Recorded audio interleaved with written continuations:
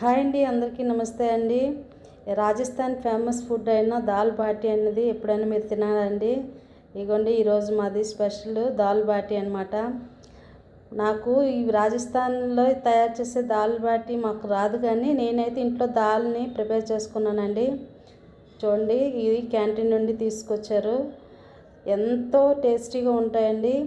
ఇది గోధుమ పిండి, రవ్వ, నెక్స్ట్ వాము, నెయ్యి అన్నీ కలిపి వాటిని మనకి బొగ్గుల్లోనైనా సరే మనకి ఓవెన్లో కూడా వీటిని ప్రిపేర్ చేస్తారండి. నేనైతే ఇంట్లోనే దాల్ని తయారు చేసుకున్నాను. ఇది మిక్స్డ్ దాల్ అండి. ఇది పెసరపప్పు, శనగపప్పు, కందిపప్పు, మినపప్పు, నెక్స్ట్ రెడ్ దాల్ ఒకటి ఉంటుంది. అవన్నీ కూడా కలిపి తయారు చేసిన పప్పు అండి. దీంట్లో నెయ్యి వేసుకుని తింటే సూపర్ టేస్ట్ ఉంటుందండి. ఇది చాలా ఫేమస్ రాజస్థాన్లో.